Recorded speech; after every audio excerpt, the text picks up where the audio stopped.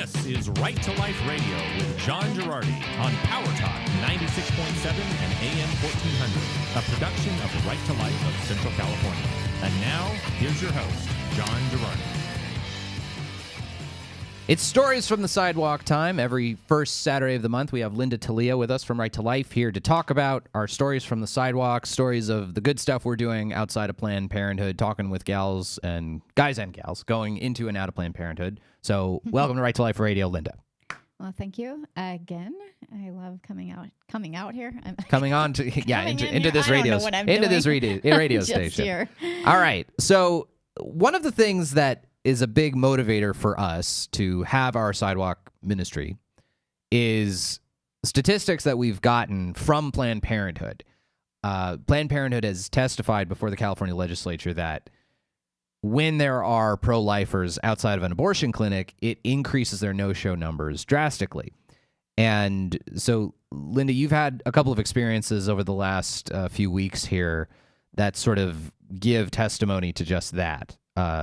So why don't you share some of those? So basically drive by people who saw us and decided to keep the baby and all kinds of stuff. So go for it. So there so many things have happened in the past couple of weeks. I'm trying to space the stories out and separate them or whatever. We'll figure it out. But anyway, so the statistics show that if you just have one person standing out on the sidewalk, it decreases abortion by 30%. Mm-hmm. So, the more people you have standing out there, the higher the numbers go, or the lower the numbers go. The higher the no-shows go. The higher the percent goes and the lower. Yeah. Exactly. Okay. It's math again. There you go. Anyway, so we had a situation that has never happened before and is also unusual when you start talking about statistics. The ironic thing is that they say that most people who do choose life will not choose adoption. Mm-hmm. And I think I've talked about it on the show before where I've said to somebody, well, you could always do adoption. And they'll say something like, if I go through all this, I'm for sure not giving my baby away. Right. Which is so ironic. Yeah. And which is not a great way to think about adoption. And it is kind of you're right. It's an interesting phenomenon that, And maybe it's a San Joaquin Valley thing more so than a national thing. I'm not exactly sure. No, it's national. But it does seem like there are more people keeping their babies. Abortion rates are going down, but the number of women placing their children in an adoption situation that has definitely gone down. So it's kind of a weird phenomenon, but and maybe it's just changing cultural trends about. There's not as much stigma around having a child out of wedlock and things like that. I don't know. Yeah. Well, anyway. Above our pay grade. So. Yeah. Yeah. Especially mine. Yeah. No. So along those lines, we had someone stop, get out of their car, and walk up to our group and say, I don't know what to do. Mm-hmm. I know I want to give my baby up for adoption. And I just want to talk to someone. I've been driving by and I've seen your signs and I've seen your signs and you've seen your signs. And I finally feel like I have the courage to do this. And so she came into the building and we just started talking and I dialed up Sarah again, our other employee. And we talked to her and we got this woman's story and it was both heroic and horrific. Mm-hmm. The horrific part was that she'd gone to Planned Parenthood and she was 35 weeks pregnant. Oh my goodness. She didn't know she was pregnant. In fact, nobody knows she's pregnant still. Wow. Yeah. So she went in and they said, well, we can't do an abortion here. And they got her all set up to go to San Francisco to do an abortion. Right. At 35, 36 weeks. Right. And that's probably UC San Francisco. That's my guess anyway. I don't know. So UC San Francisco does super late term abortions and they do training for doctors and medical students how to do abortions. Almost like, never fear, we've got a place for you. And so here's this young person totally not knowing what to do, but thinking she couldn't do that. Mm-hmm. So she didn't do that. Right. And she ended up over at our building, and she said, I want to give my baby up for adoption. I just don't know how do you do this? Mm-hmm. So luckily we have vetted lots of agencies for lots of different things and for just this specific reason. Right. So people have resources. So when all the opposers are saying, well, what are you going to do? You just tell them not to have their baby and then you just drop it. Right. Well, we have always been of the mindset where we want to say, no, we've got this. Every option we are ready to give information on. Mm-hmm. So one of those is that we have information on adoption, specifically Bethany Christian Services. Yep. that provides adoption counseling and all of the other things that go with it. So we gave them a call, and ultimately one of the counselors came over to our building, the outreach building. Awesome. Thank God we have it. Mm-hmm. And she was able to come and talk to this person who wanted to give her baby up for adoption and didn't really know what direction to go. Obviously, Planned Parenthood doesn't furnish that information. No, I mean, they say they do everything, and then not that. Well, it's probably like they've got one trifold somewhere. Yeah, but dusting again, in the drawer or something. Yeah, exactly. But of course, like just understanding their business model. What is their chief revenue generating service? Exactly. It's abortion. Yeah. So they are financially incentivized not to provide. Even if they, why do that? I mean, why do that? Yeah, they have every financial reason in the world not to provide that information. So the other really actual heroic thing is that she lives with her parents and her brother, and nobody in the family knows. Mm-hmm. She doesn't want anybody to feel like she disappointed them, et cetera, et cetera. Mm-hmm. So she's only, I think she's 21. Mm-hmm. So here's this 21-year-old person who has made this huge decision to be a hero, to stand up and not tell anyone, not have any support at all over this, pregnancy, and decide to give another couple joy and a family, right? And to give her baby a chance, and exactly, yeah. Well, and it's so astonishing that Planned Parenthood's response to this is scheduling an abortion in San Francisco at 35 weeks of pregnancy, and making it sound like we're here to help you. Yeah, like that's help. Like as opposed to like, hey, you're 5 weeks away here. Like, let's set up an adoption plan, and But again, that's Planned Parenthood must get. I'm sure they've got some arrangement for late-term abortions, so they probably can't handle super late-term abortions in Fresno Planned Parenthood.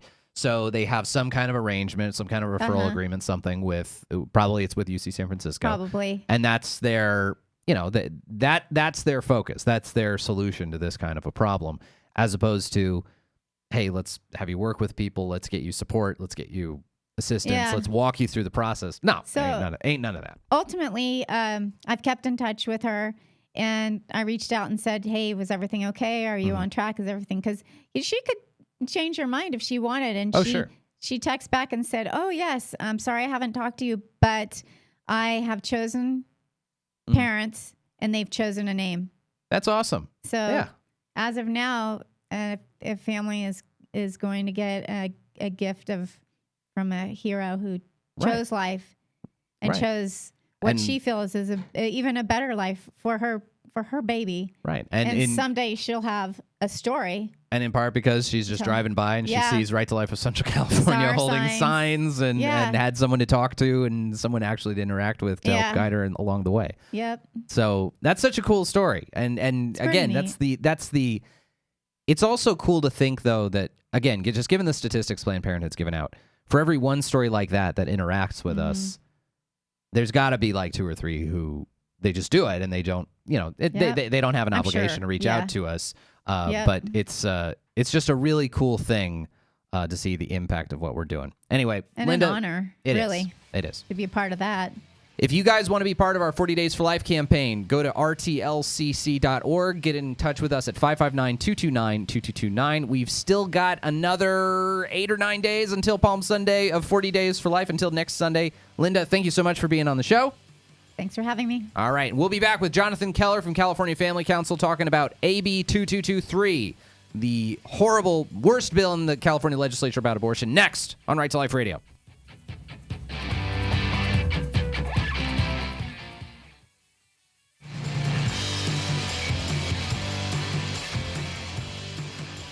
Thank you so much for listening to Right to Life Radio. Our thanks to Linda Teliha for being on for our Stories from the Sidewalk segment. We are welcoming. We are joined by, what's the phrase? How do I remember? Welcoming back Jonathan Keller, the CEO of California Family Council, for the rest of the show. Thanks for being on with us, Jonathan. All right.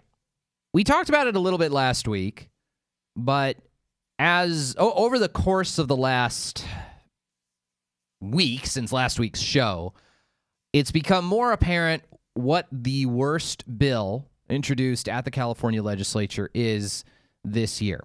And that piece of legislation is AB 2223. This bill effectively permits infant death, not fetal death, not abortion, but infant death, newborn infant death by neglect, eliminating all criminal and civil liability for infant death and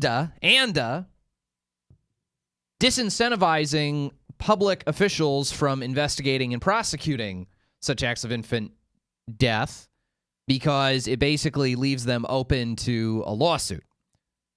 So, Jonathan, California Family Council has been on top of this. Jonathan, you are going down to Sacramento on Wednesday for a hearing on this bill? Yeah, I believe it is next Wednesday. Okay. So after this weekend. And you can find out a lot more about this, John. Of course, I know Right to Life is going to have stuff on their website, but if you go to our website, californiafamily.org, it's one of the top bills that we have currently there on the blog.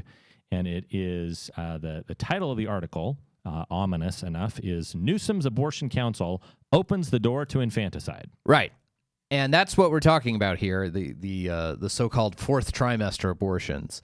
Not simply content with allowing abortion, not simply content with allowing late-term abortion. This bill would basically decriminalize a child surviving an abortion and basically someone neglecting to give that child necessary care to resuscitate that child, to help care for that child throughout the so-called perinatal period. So perinatal, peri is Greek. It means around, so around birth, which means through the first 28 days after birth. This is how perinatal has been interpreted in other jurisdictions, and that's sort of what the term means, sort of practically speaking. So Wesley Smith has an article about this in National Review. We read something by him last week about different states that had passed bills like this.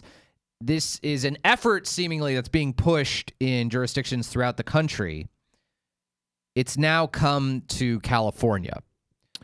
So I want to dig into what Wesley Smith has to say. He was one of my favorite He's often published at National Review, one of my favorite people who writes there. He's really great on especially end-of-life issues. Assisted suicide. Assisted suicide, yeah. Yeah.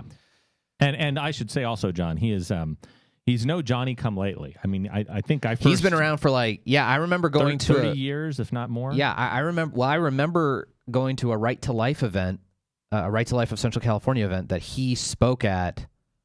It must have been 20 years ago. Yeah. When I was when I was a teenager, going to Right to Life events, going to Right to Life of Central California events 20 years ago as I was. So here's what Wesley Smith has to say. A little while ago, I highlighted a shocking Maryland bill that would essentially decriminalize neglecting an infant to death in the perinatal period, i.e. through the first 28 days after birth, by preventing investigations and prosecutions of such deaths that result from a failure to act. I was interviewed on several talk radio programs and was asked what the sponsor was thinking. My most charitable thought was that he was unaware of the definition of perinatal. That defense is now inoperative. A bill was just filed in the California legislature that is even worse than the Maryland legislation. First, it would not seem to create a broad claim for, quote, people who give birth to choose not to be a parent that is not limited to not getting pregnant or in the context of the overall bill abortion. Somehow, this is called reproductive justice and given a racial tinge. So then he quotes from the bill to talk about how there are these, the way California laws are written. You have the first section, which is basically a bunch of blather by the author of the bill saying just sort of laying out kind of reasons, I guess, for introducing the bill. Given that in California, the conditions are blah, blah, blah, blah, blah, blah, blah, blah, blah. So there's always this like throat-clearing section to any piece of California legislation, followed by here's the actual stuff that the law does that actually changes.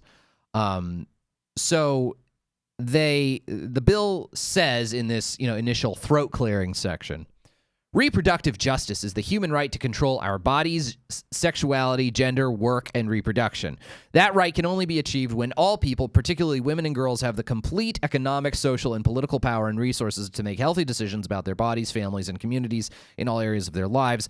At the core of reproductive justice is the belief in the right to bodily autonomy, the right to have children, the right to not have children, and the right to parent the children we have with dignity and respect in safe and sustainable communities.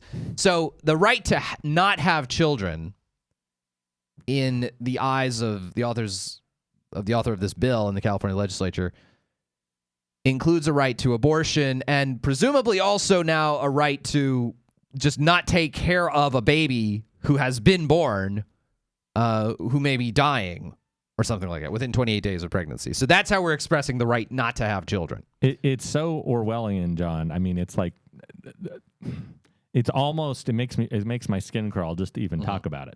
Right. So it then gets to Section C. A critical part of realizing reproductive justice for people in California is clarifying. Now, this is from the throat-clearing section of the bill, the part that's not really operative.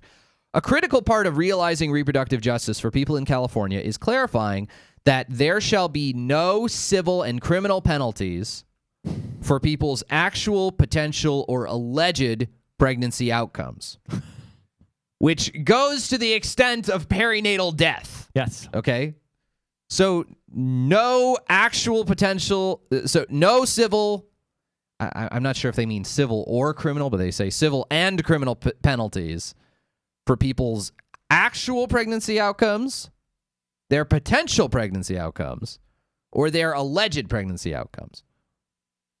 This seems overbroad, Jonathan. Just going to say this seems overbroad, even in the broader context of American law. Well, even of California law that currently that allows abortion through the 9th month. And as Wesley Smith says, just a few sentences earlier, he says, I was interviewed on several talk radio programs and was asked what the sponsor was thinking in relation to the shocking Maryland bill. He starts by saying, I highlighted this Maryland bill. And then he goes, look, my most charitable thought was that he was unaware of the definition of perinatal. Right.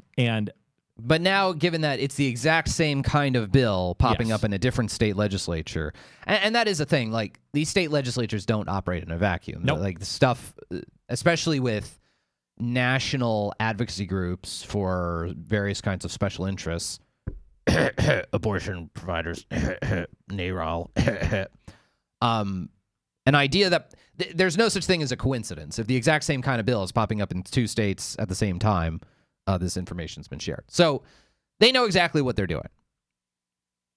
So Wesley Smith continues after reading this throat-clearing section. Okay, let's be careful. Perhaps that wording just applies to preborn babies or the right not to get pregnant at all. Nope. It also applies to perinatal outcomes as well as postpartum care. So again, in this throat-clearing section of the legislation, the legislature finds and declares that every individual possesses a fundamental right of privacy with respect to personal reproductive decisions, which entails the right to make and effectuate decisions about all matters relating to pregnancy, including prenatal care, childbirth, postpartum care, contraception, sterilization, abortion care, miscarriage management, and infertility care. Now, when we return, we're going to dig into this even further because this bill is wild as far as how extensive it goes out. We're going to do all of that next on Right to Life Radio. John Girardi and Jonathan Keller.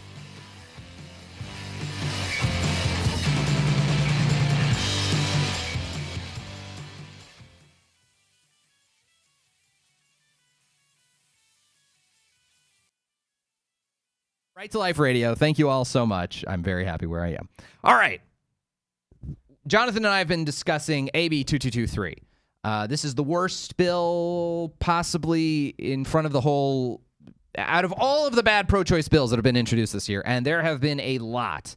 I'd have to say this is probably the worst Well, of the whole bunch. I was talking with John with our friends at the March for Life, and we were working on our call to action and saying, all right, so we got the march coming up in June. What's going to be the big bill that we're going to focus on and we're going to push back? And this, by the way, is the California March for Life, and which is going to happen this June in Sacramento. Yes, mark your calendars, June 22nd. We will be going from Fresno with a bus to the Capitol, and I really would encourage people to come join us. I'm going to try to get a big crowd. I'm going to try to get, might even try to get multiple buses. I might even try to get the Bishop. I might even try to get Bishop Brennan on my bus. That would be. I'm going to see if he'd be willing to do that. Well, if there's ever been a year, I mean, we're presuming that maybe by then we will know the outcome of the Dobbs case. Gosh, that'll be like really.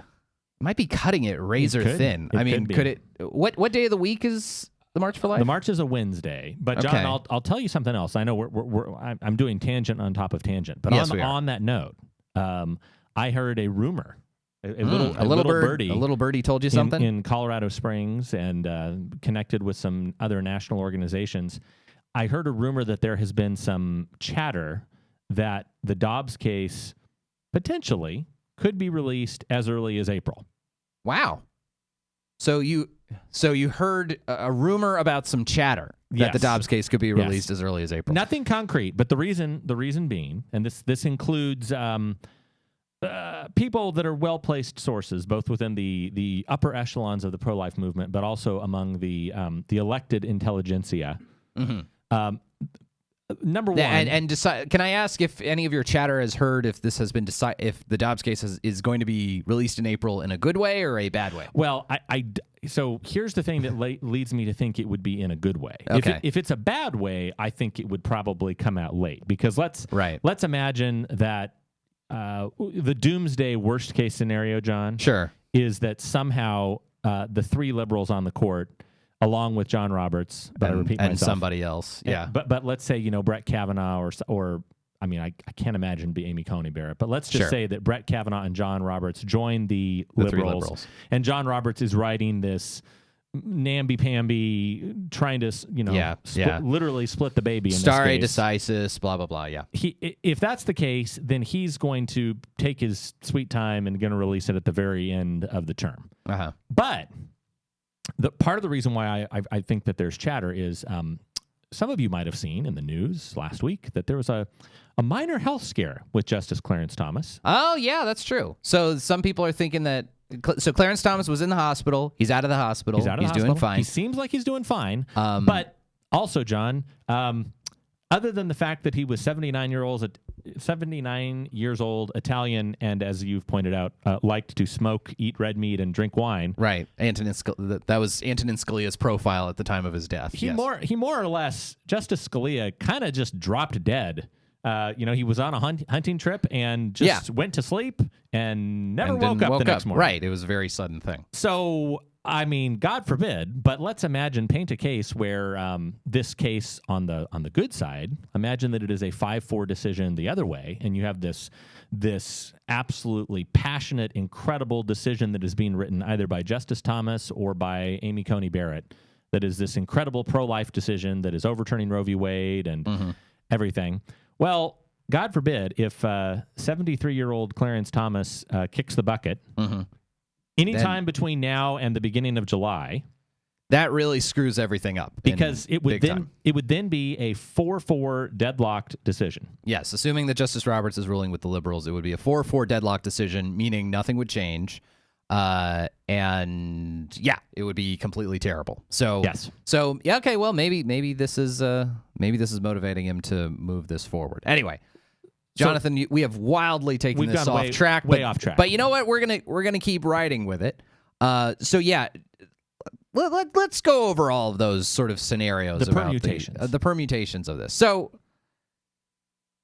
one of the important things that this conversation is bringing up is who writes a overturning Roe v. Wade decision in the Dobbs case. So for those who don't know, Dobbs versus Jackson Women's Health Organization is the big Supreme Court case that could potentially overturn Roe versus Wade. That's the question that's before the court is basically, Are we overturning Roe v. Wade or not? And if it does overturn Roe v. Wade, then every state can regulate abortion however they want. If it does not overturn Roe v. Wade, then the status quo remains. Every state has to have legal abortion effectively for all 9 months of pregnancy for any reason. A lot of people think it's going to be at least a 5-4 decision overturning Roe v. Wade. Some people even think it's going to be a 6-3 decision overturning Roe v. Wade, and that John Roberts will rule with the other conservative justices. I'm not so sure about that.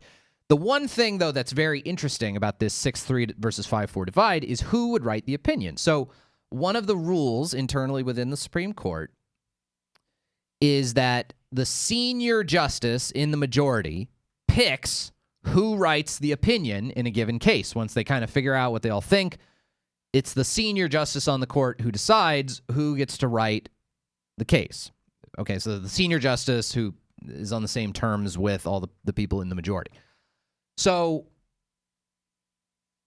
if the chief justice is in the majority, he always gets to pick. So even though Clarence Thomas has been on the court longer than John Roberts has that seniority by virtue of the fact that he's the chief justice. So here's the thing about this question of, is John Roberts going to join the majority in a decision overturning Roe or not? If he's in the minority, then who is the senior justice? Well, it's Clarence Thomas. Clarence Thomas has been on the court longer than anybody. And so if it's a 5-4 decision with Roberts joining the liberals, Clarence Thomas either gets to write this decision himself or he gets to pick which of his colleagues is going to write it. Either way, I don't think that's necessarily something that John Roberts wants. I think Roberts probably would be motivated to join the majority overturning Roe v. Wade in order for either him to write it or for him to assign it to, I don't know, maybe Kavanaugh or something like that in order to moderate. Or to assign it to Barrett, but try to cabinet to be... Yeah, and to try... Basically, Roberts can exercise more influence over it if he's part of a majority than he can, obviously, if he's not in the majority. So it's actually a really interesting dynamic. The fact that, Clarence Thomas has had this health scare, and I think Jonathan was more alarmed about it than I was.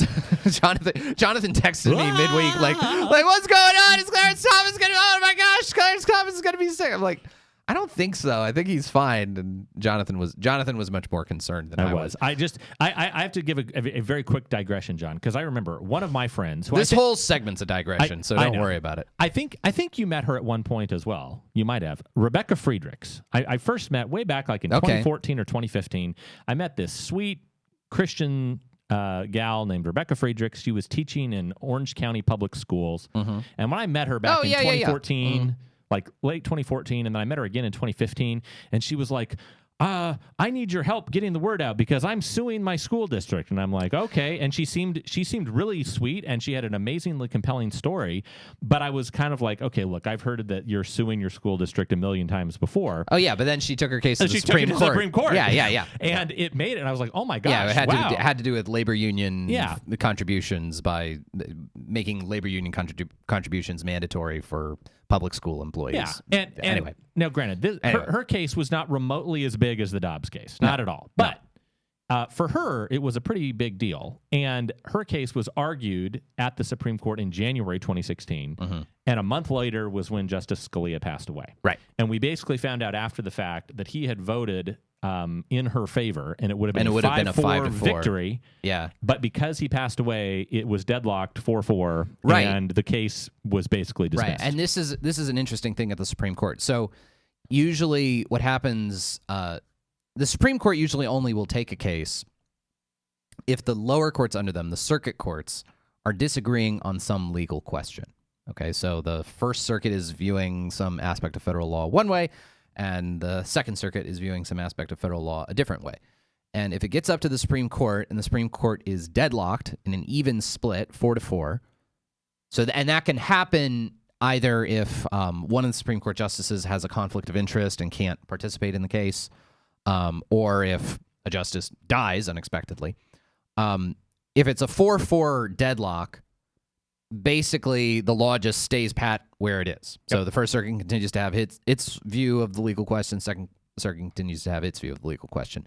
And that, if that were to happen in the Dobbs case, basically it would mean that the legal status quo for abortion would stay the same. The law would just kind of remain where it is until such time as the court could, take the same issue up again. Which who knows? God knows when that could happen. And if Justice Thomas were to die right now, it would be an absolute disaster because President Biden would try to replace Justice Thomas with another probably very aggressive liberal.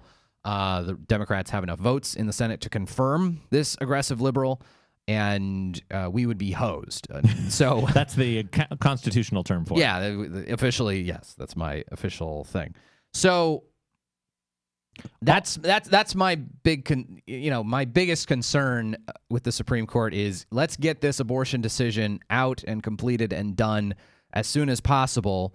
And let's get Justice Thomas a treadmill and get him find Ruth Bader Ginsburg's old personal trainer and have him move next door to Justice Thomas, lifting some weights, doing some planks. Right. I'll close by talking about this little story because it relates to pro-life stuff. This little attempt to get Justice Thomas to resign from the Supreme Court or to impeach Justice Thomas, of all things, because of his wife's activity. So Justice Thomas's wife, Ginny Thomas, is, I think fair to say, a big-time right-winger, which, God bless her, more power to her. There is some evidence that she contacted the former President Trump's chief of staff, Mark Meadows, around the time of all the contests to the 2020 election results to urge him to try to have Mike Pence not certify the election results. And some people are saying, well, Justice Thomas should resign because of that. There's absolutely no evidence that Justice Thomas was engaged in any of that activity. Right. And just newsflash, you can't blame a judge because of his wife's activity. I mean, unless you're talking about shared financial stuff and, things like that. No, just because Ginny Thomas has viewpoints that people don't like doesn't mean Justice Thomas has to recuse himself. All right, when we return, we'll dig now, after Jonathan's digression is done, we'll dig into AB 2223 next on Right to Life Radio.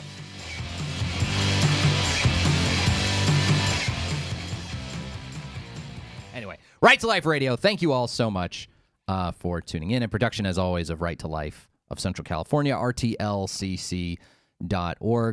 Hey, get in touch with us. We have a video series that we've been doing, 40 videos for 40 Days for Life. We're in the midst of our 40 Days for Life campaign. You can receive daily emails with our little videos. It's me talking about pro-life educational things. Or you can just watch them all. Go to youtube.com/righttolifeca if you want to watch them. All right.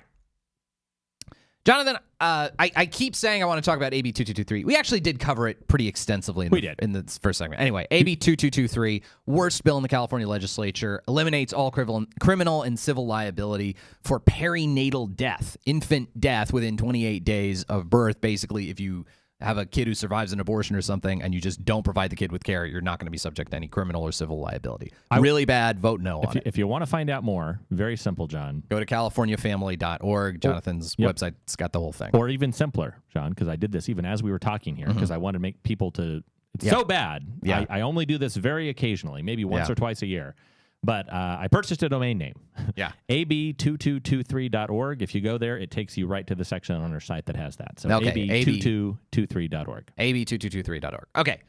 For the last 6 minutes or so of the show, I want to talk about the Supreme Court hearings that have been going on this past week and a half here with Judge Ketanji Brown Jackson, as she has been facing questions from members of the Senate Judiciary Committee, and how it relates to the abortion question. Certainly, I am not optimistic about Judge Jackson. Democrat presidents basically have a perfect batting average when it comes to Supreme Court picks supporting abortion rights. Republican presidents have a terrible batting average when it comes to their Supreme Court picks opposing abortion rights.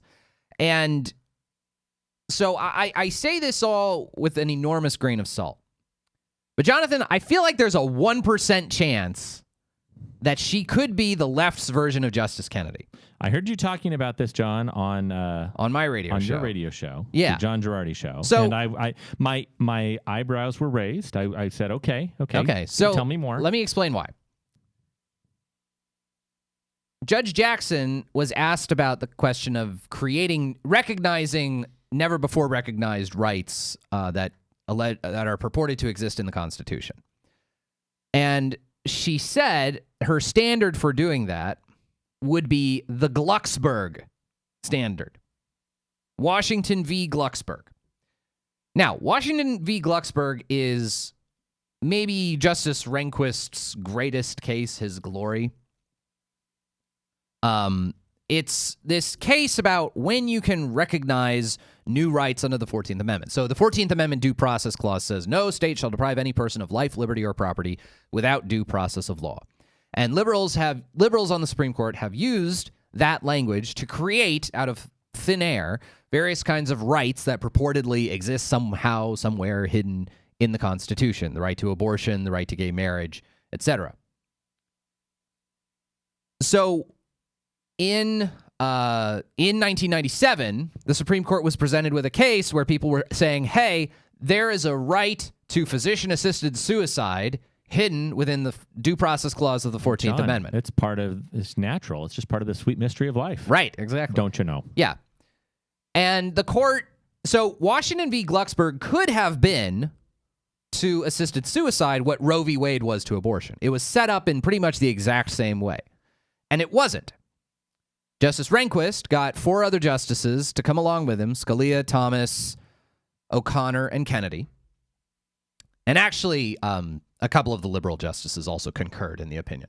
However, Rehnquist got a majority to agree with him on this standard for how we recognize new rights out of the 14th Amendment. Now, Scalia and Thomas are sort of like, the 14th Amendment is not about creating new rights or recognizing new rights. It's just about protecting fair processes. No state shall deprive any person of life, liberty, or property without due process of law.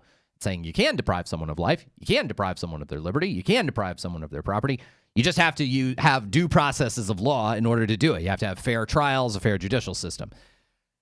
Now, Rehnquist probably agreed with that, but he's the Chief Justice and he was trying to moderate things. So basically, what he got a majority of the court to agree to was that at the very least, if we're going to recognize new rights under the 14th Amendment, they have to be rights that are well grounded in American legal history and tradition. That was kind of the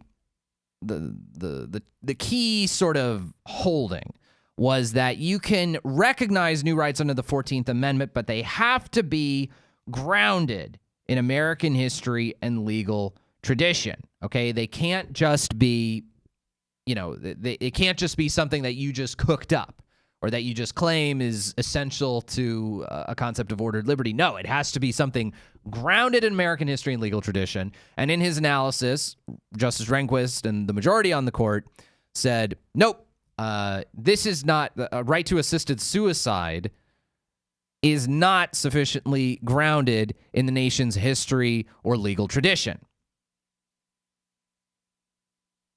Judge Jackson said that she would follow the Glucksberg model. She would follow the Glucksberg standard in trying to interpret whether or not rights created under the 14th Amendment, whether they should be recognized under law.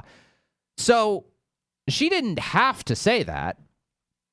I mean, at the time, there were 4 liberals who did not agree with that form. Even in 1997, the 4 liberals on the court at that time did not agree with that formulation.